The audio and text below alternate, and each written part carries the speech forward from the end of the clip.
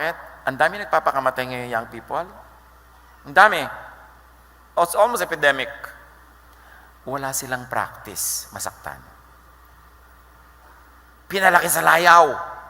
Laging, anak, ang ganda-ganda mo. Pero mami, sabi po nila, ang laki-laki ng mata mo. Huwag ka maniwala, anak. Close your eyes.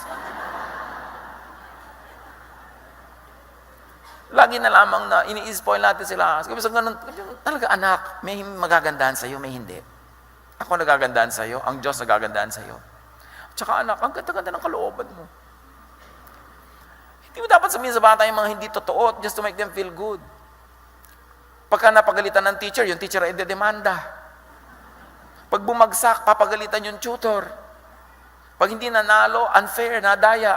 Anong ginagawa niya yung bata? Wala siyang practice masaktan. Ang daming sakit sa mundo. Isali niyo ng isali ang mga anak niyo sa contest para matalo. Para mag-practice. Dahil di ba, ang daming talo sa mundo? Kayo, ilang beses na natalo sa pag-ibig? Walang practice. Hindi mo isinasali anak mo para manalo. Kasi 99% talo yan. Kasi siyempre, isa lang mananalo. So practice. Anak, bakit? Mami, natalo po ako. Uy, nakapag-practice ka, anak. Congratulations. Diba? Hindi yung magagalit ka dahil natalo. Kaya marami nagpapakamatay ng mga anak ngayon, ng mga magulang, pinalaki sila sa layaw. Walang practice. Nung araw, walang nagpapakamatay na bata. Yung nangangahoy ka sa bundok, umiigib ka sa balon, sinasakmal mo yung mga sawa, no? Dahil nang-aagaw ka ng mga palaka, dahil kukuha nila mga sawa, yung mga araw, yung mga batang laki sa hirap. Sino nagpapakamatay noon? Wala. Gusto nila mabuhay.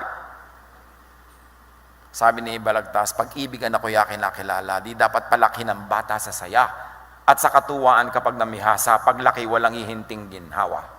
Para ng halamang lumaki sa tubig, dahil malalanta munting di madilig, ikinaluluoy ang sandaling init, ganyan din ang pusong sa tuway maniig. Ang laki sa layaw, karaniway hubad, sabay tatmuni, sa hatol ay salat. Ano, pinapalakpakan nyo, hindi pa tapos. Masaklap ang bunga ng maling paglingap, habag ng magulang sa irog na anak. Florante at Laura yan. Di ba sa ulado nyo naman yan? O absent kayo nun? Huwag nyo ispoilin ng mga bata para matibay ang loob. Sanayin yung kahit may pera kayo, kumisang konti lang baon. Hindi laging lahat ng gusto nilang latest gadgets, binibigay nyo. Dahil maraming kabigo ang naghihintay sa kanila, kailangan nyo silang pag-practicein. You will not always be there to protect them. Ang ipamana nyo sa kanila, matibay na loob. Hindi maigagapi ng anumang bagay. Ecclesiastes 3:1. Ang lahat sa mundong ito ay may kanya-kanyang panahon, may kanya-kanyang oras. So oras ng kabiguan, di mabigo. Oras ng masaya, magsaya. Just survive the day, the hour, the minute. At pag hirap na kayo, ito sabihin nyo, this too will pass. Walang permanent, lalo hirap. Umaalis din yan. Just survive the day, so that when God distributes new blessings tomorrow, you are alive and you are there to receive it. Importante you survive. Huwag kayong bibigay. Pag natumba, bumangon. Pag hindi makabangon, gumapang. Huwag kayong titigil.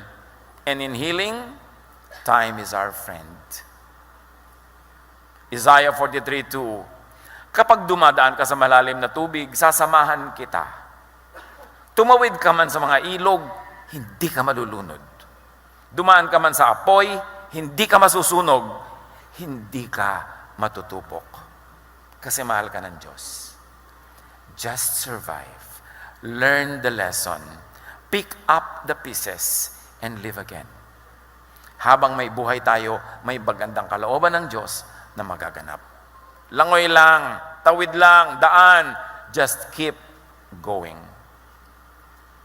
And erase the pains of the past.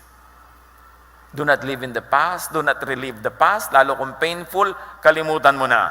Philippians 3:1, I forget what is behind and I struggle for what is ahead. Tama na yung mga sama ng loob, mga hinanakit, mga galit. Wala mangyayari. Pag lagi mo na lang yung binubuhay, kailangan kalimutan and do not create new pains. Learn from the past. Be sensitive to threats. Do not invite or entertain pain, and do not manufacture your own drama.